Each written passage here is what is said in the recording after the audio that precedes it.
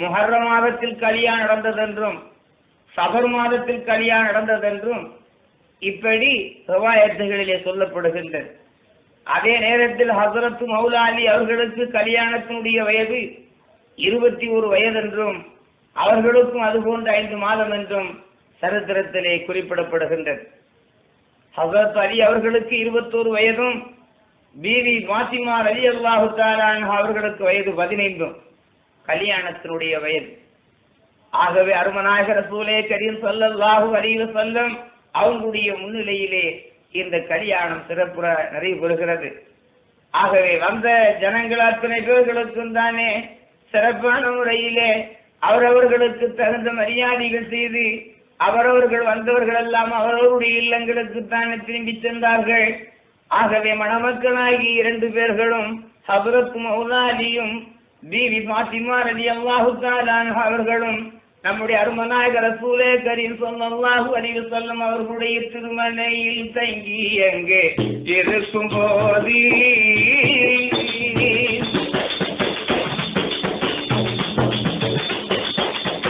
தங்கை பொருந்தியதோர் ஃபாத்திமா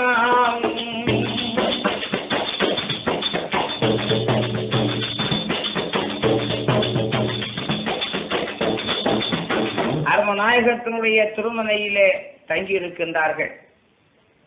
அப்படி மணமக்கள் தங்கி இருக்க வேண்டிய அந்த நாளையில், அதாவது ஹஸரத் மௌலா அலி அவர்களுடைய திருமணைக்கு அவர்களுடைய இல்லத்திற்கு அனுப்பி வைக்க வேண்டுமே, புதுப்பெண்ணை அனுப்பி வைக்க வேண்டுமே, அந்த நாளை எதிர்பார்த்து, அதாவது அவர்களுக்கு சீதனம் கொடுக்க வேண்டுமே, அதற்கு வேண்டிய ஜாமான்களையும் தயார் செய்து நம்முடைய அருமநாயகர் ரசூலே கரீம் ஸல்லல்லாஹு அலைஹி வஸல்லம் அவர்கள் தன்னுடைய மகள் ஃபாத்திமாவை ஹஸரத் மௌலா அலி அவர்களுடைய திருமணைக்கு அனுப்பி வைக்க வேண்டிய நேரத்தில் தன்னுடைய அருமை கண்மணியான மகள் ஃபாத்திமாவை தானே பார்த்து சொல்லுகின்றார்கள், கண்ணான கண்மணியே ஃபாத்திமாவே எந்த கல்பு புகழ்ந்ததோரி திருமகளே,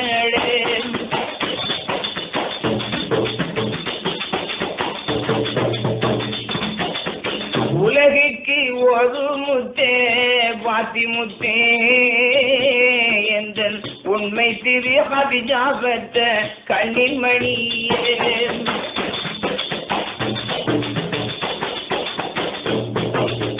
வேதம் புகழ வந்த திருவிளக்கே, கல்பு புகழ்ந்ததொரு கனிவர்க்கமே,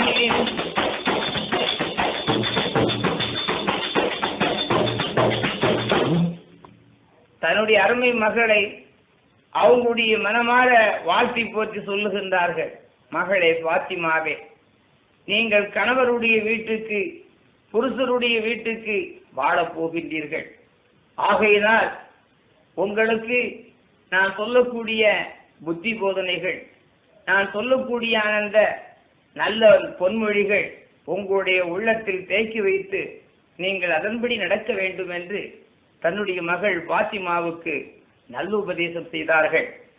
அந்த நல்லுபதேசத்தை செய்து முடித்து ஹஸரத் மௌலா அலி அவர்களையும் தானே அழைத்து அவர்களுக்கு சொல்ல வேண்டிய நல்ல உபதேசங்களையும் தானே சொல்லி நம்முடைய அருமநாயகர் ரசூலே கரீம் ஸல்லல்லாஹு அலைஹி வஸல்லம் அவர்களுக்கு என்ன சீதன பொருள்கள் கொடுக்கின்றார்களே, ஆனால் சுப்ஹானல்லாஹ், அவங்களுக்கு கொடுத்த சீதன பொருள், அதாவது ஈச்ச நாரினால் நெய்யப்பட்ட ஒரு கட்டில், ஈச்ச ஓலையினால் பின்னப்பட்ட ஒரு பாய், இன்னும் அதாவது அவர்களுக்கு போற்றிக் கொள்வதற்கு ஒரு புதர்ப்பு போர்வை, ஈச்ச நார்களை கொண்டு நிரப்பப்பெற்ற 2 தலைகணைகள், இன்னும் தண்ணீர் எடுத்து வைப்பதற்கு ஒரு மண் பாத்திரம், இன்னும் தண்ணீர் எடுப்பதற்கு ஒரு தோல் துருத்தி, இன்னும் அதாவது கோதம்பை திரிப்பதற்கு ஒரு திருகை.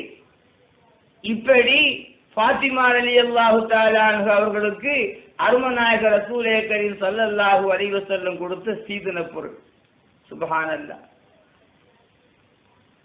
உலக நாயகியாகிய பீவி ஃபாத்திமா ரலியல்லாஹு தஆலா அன்ஹா அவர்களுக்கு கொடுத்த சீதன பொருள். இன்றைக்கு அருமை தாய்மார்களை எண்ணி பார்க்க வேண்டும். ஒரு பெண்ணை கல்யாணம் முடித்து புருஷன் வீட்டுக்கு அனுப்பி வைக்க வேண்டிய நேரத்தில் இந்த காலத்தில் ஒரு பெண்ணுக்கு பின்னால என்ன சீதன பொருள்கள் போகின்றது, எவ்வளவு சீதன ஜாமான்கள் போகின்றது என்பதை பற்றி நாம் அறிவோம், எண்ணி பார்க்க வேண்டும். அதாவது காலத்துக்கு ஏற்ற முறையில அந்த காலத்துல எல்லாம் பித்தளை ஜாமான்களா போகும். ஆனா இப்ப நாகரீகமான காலத்துல அதாவது எவர் சில்வர் பாத்திரமா ஒரு பெண்ணுக்கு பின்னால போகின்றது. அந்த அளவுக்கு நாம் இன்றைக்கு பார்க்கின்றோம். ஆகையினால் அருமை பெரியோர்களே, தாய்மார்களே, பீவி பாத்திமா ரலியல்லாஹு தஆலா அன்ஹா அவங்க புருஷன் வீட்டுக்கு போகும்போது அவர்களுக்காக கொடுத்த சீதன பொருள். இந்த சீதன பொருளை பெற்றுக்கொண்ட பாத்திமா ரலியல்லாஹு தஆலா அன்ஹா அவங்க புருஷன் வீட்டுக்கு போக வேண்டிய நேரத்தில் அந்த ஒவ்வொரு பொருளையும் அபூபக்கர் சித்திக் அவர்கள் ஒரு பொருளை எடுத்துக்கொண்டார்கள். உமர் கத்தாப் ரலியல்லாஹு தஆலா அன்ஹு அவர்கள் ஒரு பொருளை எடுத்துக்கொண்டார்கள்.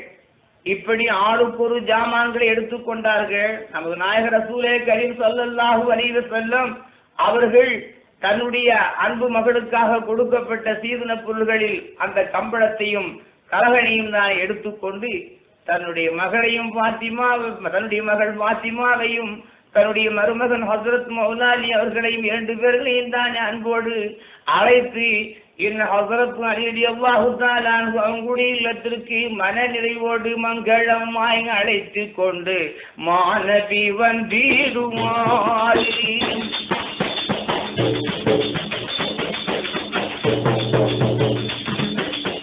ஹஸ்ரத் அலி தங்களின் திருமனைக்கு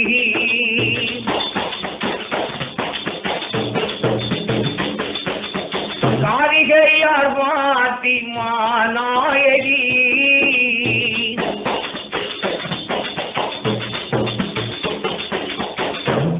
ஹஸ்ரத் அலியினுடைய இல்லத்திற்கு அழைத்து கொண்டு வந்த நேரத்தில் அவங்களுடைய இல்லத்தில் காலடி எடுத்து வைக்கின்ற நேரத்தில் அல்லாஹு தஆலா ஆண்டவனையும் நினைத்து அவங்களுடைய மன நிறைவோடு சந்தோஷத்தோடு இறைவனை புகழ்ந்தவர்களாக ஹஸ்ரத் அலி ரலியல்லாஹு தஆலா அன்ஹு அவங்களுடைய திருமனைக்குள் தானே காலடி எடுத்து வைக்கின்றார்கள். அப்படி அவர்களை கொண்டு போய் தானே வைத்து அந்த சீதன ஜாமான்களை எல்லாம் கொண்டு போய் வைத்து நம்முடைய பெருமானார் நபி முஹம்மதின் முஸ்தபா ரசூலே கரீம் ஸல்லல்லாஹு அலைஹி வஸல்லம் அவங்களுடைய மன நிறைவோடு சந்தோஷத்தோடு தன்னுடைய மகளையும் மருமகன் ஹஸ்ரத் அலி அவர்களையும் 2 பேர்களையும் தான் அவங்களுடைய மன நிறைவோடு தான் வாழ்த்தி போற்றி சந்தோஷமான முறையிலே தன்னுடைய மகளை தானே பார்த்து சொல்லுகின்றார்கள், என்னுடைய அருமை கண்மணியான மகளே பாத்திமாவே, ஆனால் நீங்கள் நபியுடைய மகளாக இருந்தாலும் சரி, நீங்கள் அதற்கு ஒரு பெரிய செல்வத்தை பெற்றவர்களாக இருந்தாலும் சரி, ஆனால் நீங்கள் உங்களுடைய கணவருக்கு நீங்கள் கீழ்ப்படிந்து நடந்து கொள்ள வேண்டும். உங்களுடைய கணவருக்கு நீங்கள் அதாவது அவங்களுடைய சொல்லுக்கு நீங்கள் கீழ்ப்படிந்து அவங்களுக்கு ஹிதுமத்தாக நடந்து கொள்ள வேண்டும். அப்படி நடந்தால்தான் நாளை கியாமத்தில் அல்லாஹ்வுடைய அருளையும் நேசத்தையும் அவனுடைய பாசத்தை நீங்கள் பெற முடியும் என்று தன்னுடைய மகள் பாத்திமாவுக்கு உபதேசம் சொன்னார்கள். நல்ல உபதேசங்களை சொன்னார்கள். ஆகவே அருமை பெரியோர்களே, தாய்மார்களே, நாமும் நம்முடைய மனங்களில் எண்ணி பார்க்க வேண்டும். அதுபோன்று அந்த பாத்திமா ரலியல்லாஹு தஆலா அன்ஹா தன்னுடைய வாழ்க்கையில் அதாவது சிறிதளவேனும் ஹஸ்ரத் அலி ரலியல்லாஹு தஆலா அன்ஹு அவங்களுடைய மனம் நோகும்படியாகவோ, அவங்களுடைய மனம் வேதனைப்படும்படியாகவோ, அவங்களுடைய மனதை அதாவது வேதனைப்படக்கூடிய முறையிலேயோ எந்த ஒரு நடத்தையும் எந்த ஒரு வார்த்தையும் அவங்களுடைய வாழ்க்கை நடந்ததல்ல.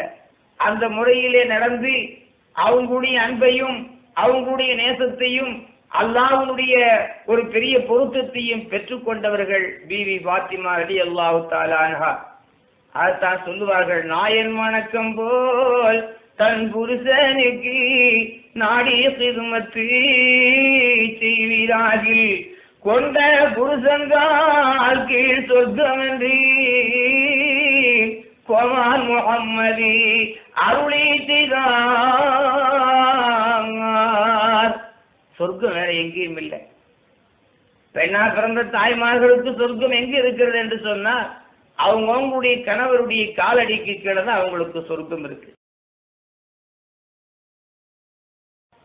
அதுபோலவே பிபி பாத்திமா ரலியல்லாஹு தஆலா அன்ஹா தன்னுடைய வாழ்க்கையில் அதுபோன்று நடந்தார்கள். ஆண்டவனுடைய அருளையும் பெற்றார்கள், கணவருடைய நேசத்தையும் பெற்றார்கள். ஆகையினால் அப்பேர் கொற்ற அந்த பாத்திமாவுடைய வாழ்க்கையை பின்பற்றி நடக்க வேண்டிய அருமை தாய்மார்கள் நாமளும் எந்த முறை நடந்து கொள்ள வேண்டும் என்பதை பற்றி எண்ணி பார்க்க வேண்டும். ஆகவே இந்த நிறைவோடு மணமக்களாகி 2 பேர்களும் ஹஸ்ரத் அலி ரலியல்லாஹு தஆலா அன்ஹு அவங்களுடைய இல்லத்தில் தானே இருந்து சீரோடு சிறப்போடு செல்வத்தோடு மங்களமாய் வாழ்ந்து வாரார். சங்கை போரிந்தியதும்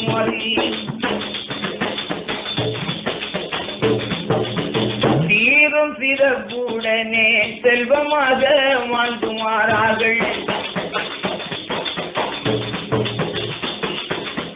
மங்களமாய் வாழ்ந்துவாரார்.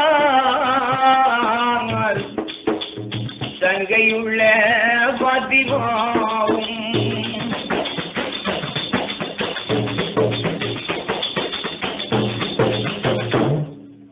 சீரோடு சிறப்போடு செல்வத்தோடு மணமங்கலமான முறையிலே மதீனா நகரத்தில் மணமக்கள் இன்புற்று வாழ்ந்து வருகின்றார்கள்.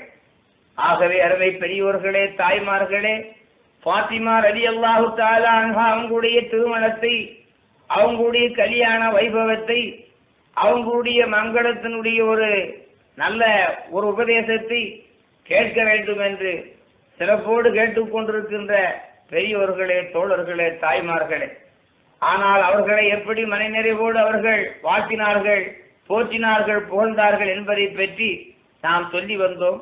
அதே நேரத்தில் இந்த மணமங்கலமாகி இந்த மஜ்லிஸில் வந்திருந்து கேட்டுக்கொண்டிருக்கின்ற நாமளுக்கும் அந்த மங்களத்தினுடைய நன்மை கிடைக்க வேண்டும், அதனுடைய ஒரு நன்மை நம்மளுக்கும் கிடைக்க வேண்டும். ஆகவே அருமை பெரியோர்களே, தாய்மார்களே, பாத்திமா ரலியல்லாஹு தஆலா அன்ஹா அவங்களுடைய வாழ்க்கையில் எந்த முறையிலே தன்னுடைய கணவருக்கு ஹிதுமத்து செய்து நல்ல அன்பையும் நல்ல பாசத்தையும் நேசத்தையும் பெற்றுக் கொண்டார்களோ அதுபோன்று ஒவ்வொரு நபிமார்களுடைய மனைவிகளும் அதுபோன்று நடந்தார்கள், வாழ்ந்தார்கள், அவங்களுடைய பாசத்தை பெற்றார்கள். அவர்கள் எப்படி வாழ்ந்தார்கள் என்ற நிலையோடு இந்த பாத்திமா நாயகியினுடைய திருமணத்தை நிறைவுபடுத்திக் கொள்கின்றோம். அதாவது பிபி பாத்திமா ரலியல்லாஹு தஆலா அன்ஹா அவங்களுடைய திருமணத்தில், அவங்களுடைய மங்களகரமாகி அந்த மஜ்லிஸில் எந்த அளவுக்கு சஹாபாக்களும் சஹாபா பெருமக்களும் வந்திருந்து கூடியிருந்து வாழ்த்தினார்களோ அதுபோன்று அவங்களுடைய கல்யாணத்தை மங்களத்தை கேட்க வேண்டும் என்று கேட்டுக்கொண்டிருக்கின்ற அருமை பெரியோர்களுக்கும் தோழர்களுக்கும் தாய்மார்களுக்கும் என்றென்றும் மங்களமும் சங்கையும் என்றென்று நிலவ வேண்டும் என்று மனமாற வாழ்த்துகின்றோம். அருமை பெரியோர்களே, தோழர்களே, தாய்மார்களே, பிபி பாத்திமா ரலியல்லாஹு தஆலா அன்ஹா ஹஜ்ரத் அலி ரலியல்லாஹு தஆலா அன்ஹு அவர்களுடைய இல்லத்திற்கு சென்று 2 பேர்களும் இன்புற்று வாழ்ந்து வர வேண்டிய காலத்தில் பிபி பாத்திமா நாயகி தன்னுடைய கணவருக்கு எந்த முறையில் நடந்து கொண்டார்கள், எந்த முறையில் இறைவனுடைய வணக்கத்தை அனுஷ்டித்து நடந்தார்கள் என்பதனை சற்று சுருக்கமாக சொல்லி நிறைவுபடுத்துகின்றோம். ஆதி பெரிய நாயன் கிருபையினால் அழகுள்ள பாத்திமுத்து நாயகியாகி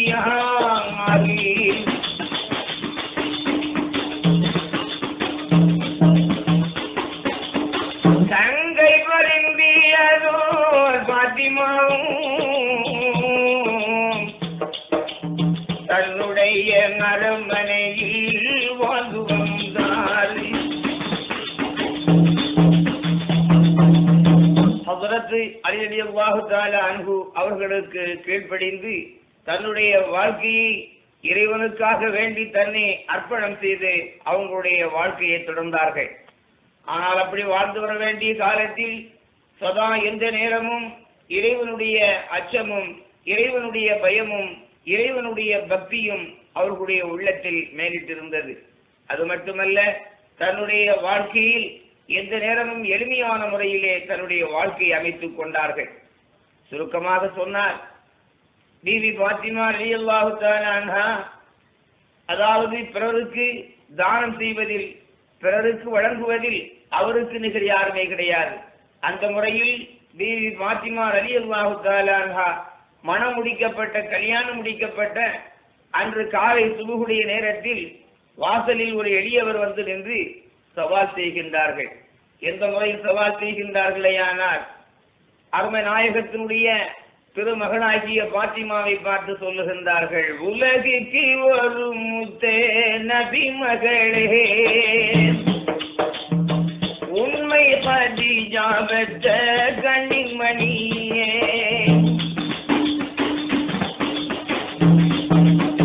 தேசம் புகழ வந்த திரவியமே, தவிக்காத மங்கனியே தெளில் இன்பமே.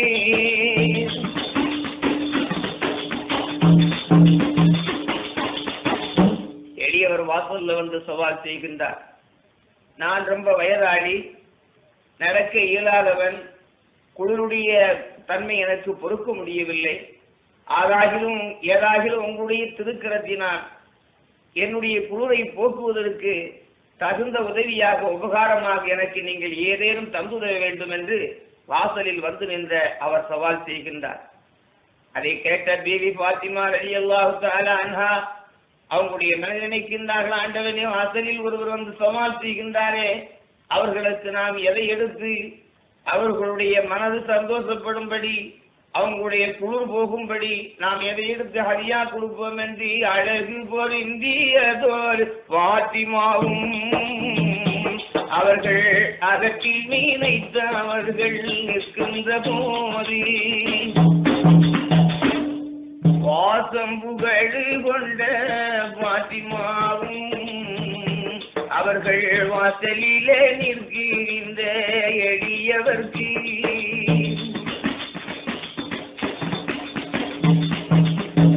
என்ன முதலெடுத்து ஹதியா செய்வோம் என்று எண்ணி அவர்களுமே வந்து நின்று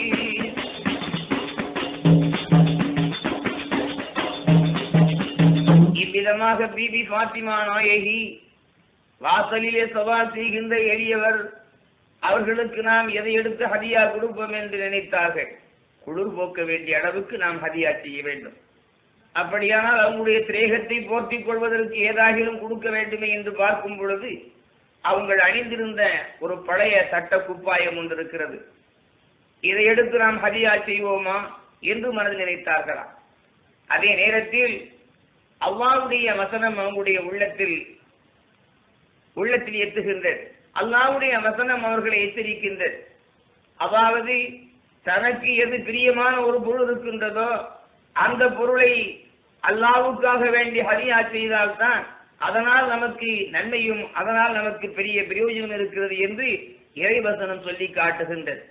அதை மனதிலே நினைத்த பீவி பாத்திமா நாயகி, அதாவது அல்லாஹுவால் அனுப்பி வைக்கப்பட்ட அரும நாயகம் ரசூலே கரீம் ஸல்லல்லாஹு அலைஹி வஸல்லம் அவங்களுடைய திருக்கரத்தினால் கொடுக்கப்பட்ட அந்த உயரமாகி அந்த சட்டக்குப்பாயம், அந்த கல்யாண மங்களகரமான நேரத்திற்கு அணிந்திருந்த அந்த சட்டக்குப்பாயத்தை எடுத்து வாசலிலே வந்த எளியவர்களுக்கு ஹதியா செய்தார்களாம்.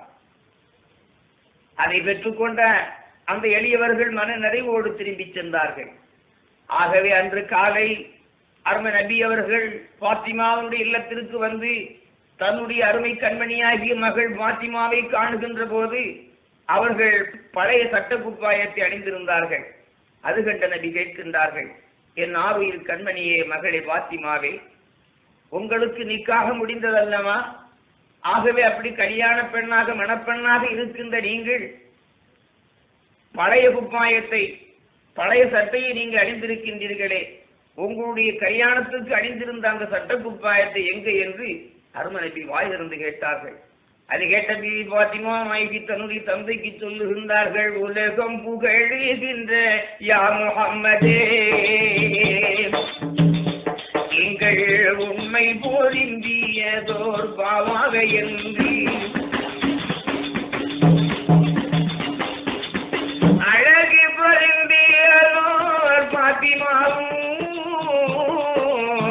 அன்போடு சொல்லிடுவார் மாவாயிடத்தில்.